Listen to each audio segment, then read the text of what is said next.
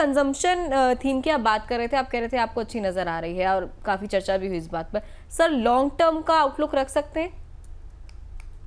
जी हाँ, most certainly. सो consumption या FMCG for that matter, दोनों में फर्क है। एफएमसीजी अलग है और कंजम्पशन अलग है। ये थीम में अगर आप लॉन्ग टर्म व्यू लेते हैं, ये मार्केट के डिफेंसिव सेक्टर्स माने जाते हैं। तो आप मान लीजिए अगर इंफ्रास्ट्रक्चर में डाल रहे हैं तो वो एक हाई रिस्क प्रोडक्ट होता है या सेगमेंट होता है। उस कंपैरिजन में मैं कह रहा हूं कि अगर आप कंजम्पशन या एफएमसीजी सेक्टर या थीम लेते हैं तो वो मार्केट की कंजर्वेटिव एटीट्यूड में माना जाता है, उसको डिफेंसिव सेक्टर्स या थीम्स कहते हैं।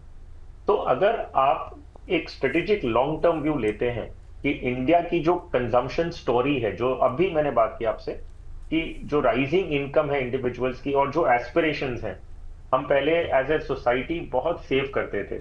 जो भी इनकम होती थी हम कंजर्वेटिव होते थे, हम पहले पैसे बचाते थे, फिर जो बचता था खर्च करते थे। लेकिन अभी का अगर आप पैटर्न देखेंगे, जो कमाने वाले जो युवक हैं या जो भी जो एक पॉपुलेशन है, अर्निंग पॉपुलेशन है, वो सेविंग्स रेट धीरे धीरे कम होती जा रही है। और वो सेविंग्स रेट इस तरह से इसलिए भी कम हो रही है क्योंकि सोशल मीडिया का इतना इंपैक्ट है।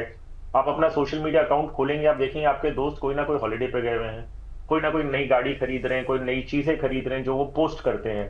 तो एक एस्पिरेशन हो जाता है कि मुझे भी हॉलिडे पे जाना है।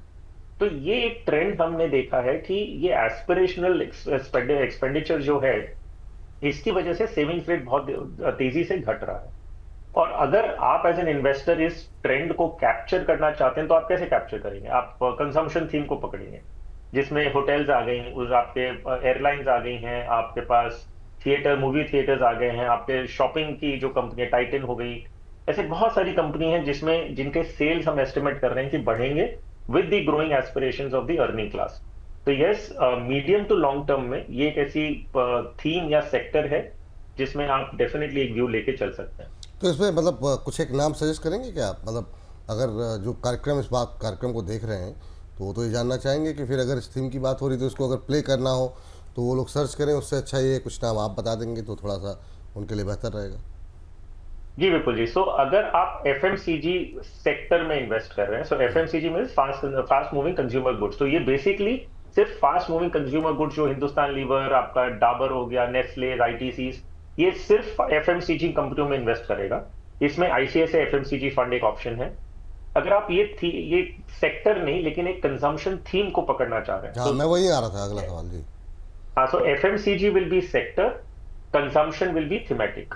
तो इसमें आपको एसबीआई कंजम्पशन अपॉर्चुनिटीज फंड है जो ये कंजम्पशन थीम को पकड़ता है, which you can kind of consider. These two options मैंने बता दिए, सेक्टर एंड थीम दोनों ऑप्शंस बता दिए। बहुत अच्छी सर। तो कोशिश है कि कंजम्पशन थीम कोई प्ले किया जाए। एफएमसीजी सेक्टर कई बार ऊपर नीचे भी होता रहता है। अब देखते हैं इस बार डिमांड कितनी बढ़ती है, क्योंकि डिमांड पर ही सबका फोकस लगा हुआ है।